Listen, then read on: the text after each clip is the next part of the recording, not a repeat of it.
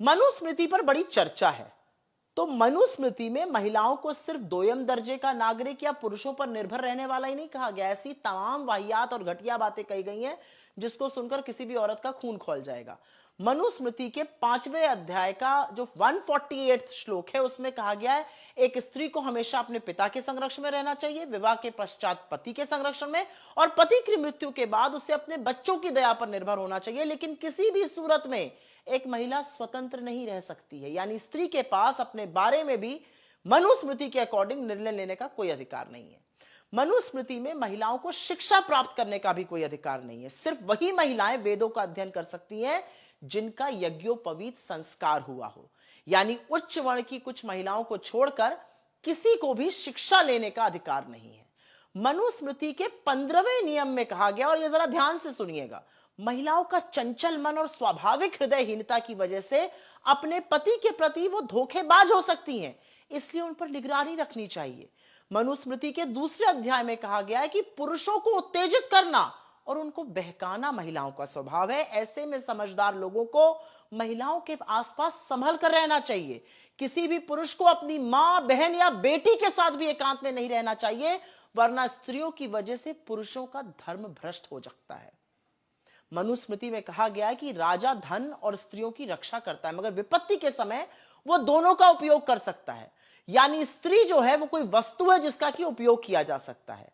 इसी मनुस्मृति में यह भी कहा गया है कि महिला को अपने माता, पिता या पति की संपत्ति पर कोई अधिकार नहीं है। अगर वो धन अर्जित करती है तो धन उसके पति या पुत्रों को जाएगा। यदि स्त्री के भाई हैं तो उसे माता पिता की संपत्ति में कोई हिस्सा नहीं मिलेगा। मनुस्मृति के 3रे अध्याय में मनु ने महिलाओं की तुलना कुत्ते और सुअर से की है। उसने उसमें कहा है कि जब ब्राह्मण भोजन करे तब उन्हें किसी सुअर, मुर्गे, कुत्ते, किन्नर या महिला जिसको पीरियड्स हो रहे हो उसको देखना भी नहीं चाहिए। 3रे अध्याय में यह भी कहा गया है कि उस महिला से विवाह ना किया जाए जिसके बाल और आंखें लाल हो, या एक ऐसी महिला जो नीच जाति की हो।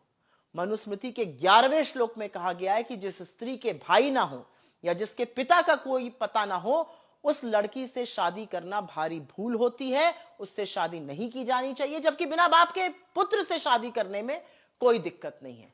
और ऐसी मनुस्मृति के बचाव में कौन उतरा है? बीजेपी और आरएसएस। आरएसएस के मुख्य पत्र ऑर्गेनाइजर ने तो हमारा संविधान बनने पे कहा था मनुस्मृति संविधान बनना चाहिए। इनके सबसे बड़े युग पुरुष सावरकर ने क्या कहा था? हमारा संविधान तो जो सबसे बड़ा स्क्रिप्चर है, जो वेदों के बाद आता है मनुस्मृति, वो होना चाहिए।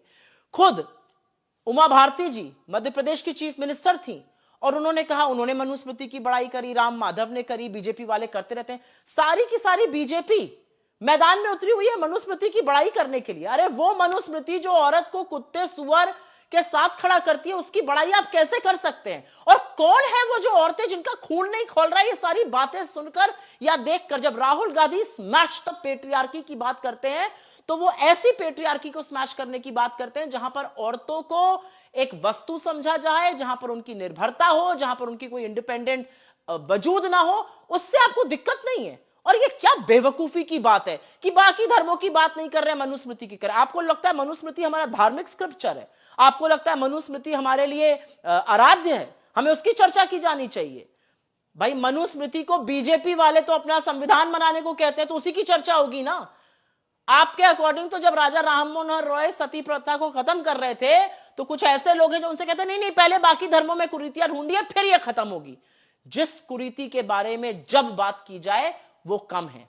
मनुस्मृति में जिस तरह की घटिया वाहियात बातें लड़कियों के लिए, महिलाओं के लिए कही गई हैं, वो हमारे धर्म पर, हमारे समाज पर, आधी आबादी के नाम पर काला धब्बा है और उसकी जितनी भर्त्सना की जाए कम है। और ये सारे बीजेपी वाले, चाहे वो उत्तर प्रदेश के मुख्यमंत्री हो, चाहे बाकी बीजेपी के लोग हो, आप मनुस्मृति के बचाव में खड़े। शर्म नहीं आती आपको? आपको शर्म नहीं आती कि एक ऐसा ग्रंथ है, एक ऐसी राइटिंग है जो महिलाओं को कुत्ते सुअर से कंपेयर करती है, जो कहती है कि महिलाओं के अपनी मां बहन के आसपास एक पुरुष नहीं रह सकता क्योंकि महिला पुरुष का मन विचलित कर देती है। शर्म आनी चाहिए आप लोग।